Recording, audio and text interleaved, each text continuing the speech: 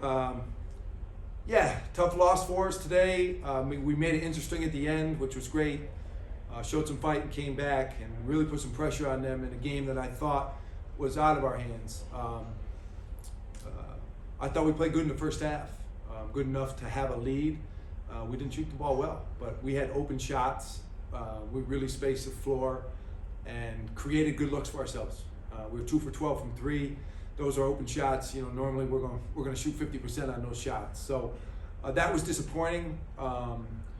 And I think our team was deflated by it, which we can't be. We got to understand that we played the right way, regardless of whether the shots go in, and then we need to continue to do that. So I just thought coming out in the second half, we didn't play quite as well offensively in terms of generating those open shots.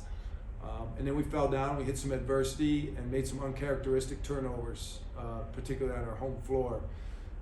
Obviously, we got to find a way to keep him out of foul trouble. He was in foul trouble all night, and that was extremely unfortunate for us. That just can't happen.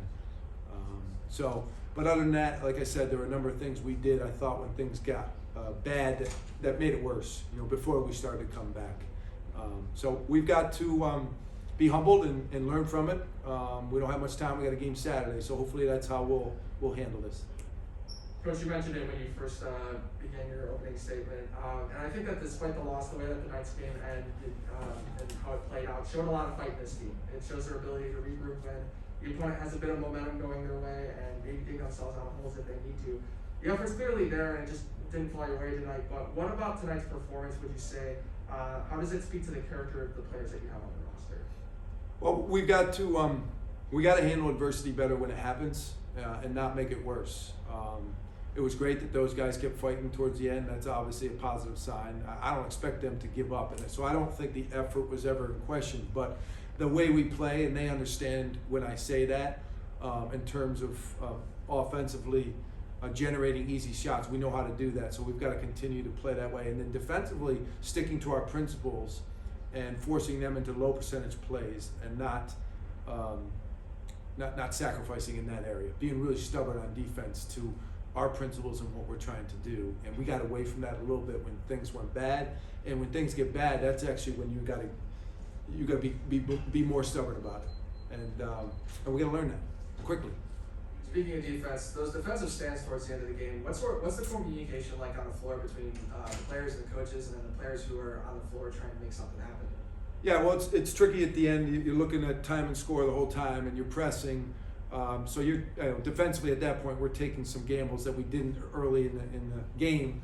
But the offense isn't looking to score; they're looking to take time off the clock. So you use that to your advantage, and I thought we did do that. And then there becomes a certain point where you have to foul. So that's the first time I think we've been in that situation. I thought we handled that well in terms of, kind of leveraging that situation and pressing and putting them on their heels, and then knowing when to foul. So that part was good, but it was unfortunate we were in that position.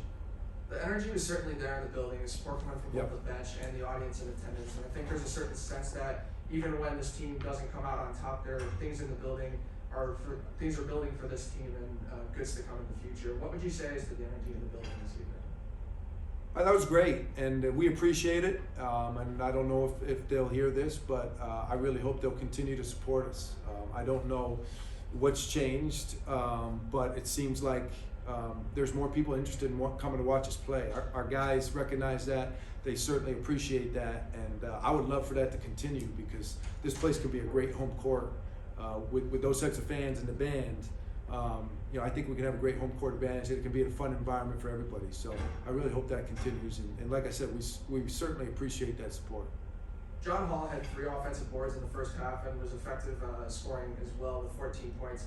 Capitalizing on second chances is really important, and his size enables him to do that effectively. What sort of things does that do for this team offensively? John gave us a huge lift, and we needed it tonight because Max was in so much foul trouble. So both him and Darian played. They're both always going to play. We love those guys. They give us a lot of depth up front.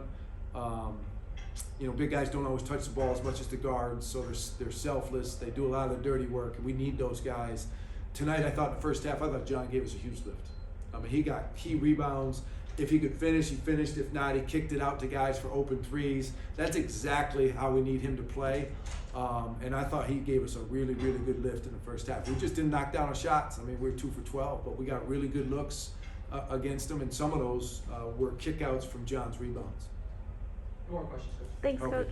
Okay, thanks, guys.